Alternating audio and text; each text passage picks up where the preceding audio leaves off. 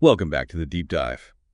Today, we're plunging into a skill that, honestly, defines so much of modern life. Small talk. Mm. That sounds so simple, right? Just chit-chat. But I think for a lot of us, it's a huge source of anxiety. You get those awkward silences. Oh, absolutely. So our mission today is to dig into the source material and just pull out the most practical, actionable stuff. Yeah. We want to give you the tools to, build that connection a bit more effortlessly. And that word effortless is so important because I think people feel this pressure. They think small talk is some kind of audition to be like the most interesting person in the room. Right, like you have to have a brilliant story ready to go. Exactly. But what we found in all the sources is that it's defined completely differently. It's really just the warm-up. A warm-up. I like that. Yeah. Its purpose isn't really exchanging deep information. It's about exchanging comfort. Yeah. You're just trying to establish that you're, open and safe to talk to. Okay, so let's unpack that comfort factor. Because the number one pain point we hear is, I just don't know what to say. Mm-hmm. But the material really reframes that. The goal isn't to be witty or dazzling. It's just to be friendly, Yeah. to be approachable. Yes. And there's a huge cultural role this plays. The sources call it social glue. Social glue. Yeah. I mean, if you try to jump straight into, say, a really deep topic or a serious business pitch without it, it just feels weird. It's jarring. We use that light chat to kind of gauge the other person's energy. So if the goal is comfort, then the opening line has to be really low stakes. Yeah. Something easy for them to respond to. The simplest openers are almost always the best. Think about comments on your environment. Crazy weather, right, is the classic for a reason.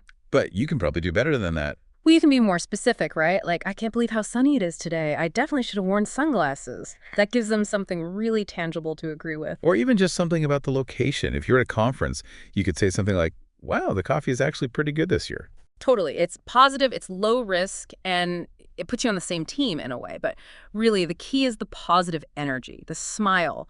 The words are almost secondary to that. The tone and attitude are everything. They're everything. You can say the most brilliant thing, but if you're looking at your shoes while you say it, the connection it fails. Okay, so let's get specific. The sources lay out what they call the menu of safe topics. Right. This is your blueprint. So, the 5 classics. Number 1, as we said, the weather. The ultimate zero stakes topic. But don't just state it, ask how it affects them. Is this heat messing with your commute too? Something like that. Okay. Number 2, weekend plans. I like this one. Asking, got any plans for the weekend? It invites a little story, but nothing too deep. It's perfect. It shows interest in them as a person, outside of whatever context you're in. Number 3 is work or study, but gently. Yeah, gently is the right word. Instead of what do you do, which can feel like a demand, you could try, how's your week been? Or are you enjoying the event so far? Much softer. Yeah. Then number 4 is food and drinks. This one is my favorite. It's so easy. We all eat and drink. If you're in a cafe, that coffee smells amazing. What did you get? It's a natural in. And then the last one, number 5, current events. But this comes with a warning, right? A huge warning. We are talking about fun, general culture, a popular TV show, a new movie, maybe a local sports team. Not the heavy stuff. Absolutely not. The sources are crystal clear on this. You have to avoid personal, divisive topics. Politics, religion, money, personal health. Right. The moment you bring that up, you're not building comfort anymore. You're creating risk. You're asking them to take a side, and that's the opposite of small talk. You got to stick to the shallow end of the pool at the start. That is the perfect segue. So Yeah. you've picked a safe topic, they've responded, and now you hit that moment, that potential silence. How do you keep it going? This is where the real skill comes in. And the sources have this magic trick. It's called follow up and reflect. Follow up and reflect. Okay. The idea is to move beyond just asking questions. When you follow up, you're telling them, I heard you, and that validation is what really builds rapport. So let's use an example. Someone says, I went hiking last weekend. The bad response is just, cool. Cool, the conversation killer. Total dead end. Right. So instead, you use a specific follow-up question, like, oh, that sounds amazing. Where did you go? Or you can reflect on the feeling behind it. That sounds like a great way to recharge. Do you go hiking often? Ah, I see. You're showing active interest. You're not just waiting for your turn to talk. Exactly. But I can hear people thinking, okay, but if I just keep asking questions, isn't that an interrogation? That is a brilliant point and a really common worry, and it does become an interrogation if it's one-sided. So you have to give something back. You have to share something about yourself. That's the other half of the equation. So if they say they hiked in the mountains, you can say, oh, wow, I love hiking too. I usually stick to the trails by the lake. Do you prefer the mountain views? And now it's a real exchange. It's balanced. You've found some common ground. That's the moment. That's when small talk succeeds, when you find that little shared thing you can build on. Okay, so we've talked a lot about the words, the what to say. But so much of this is nonverbal, isn't it? It's how you say it. Oh, it's critical. I mean, your body language is managing the comfort level just as much as your words are.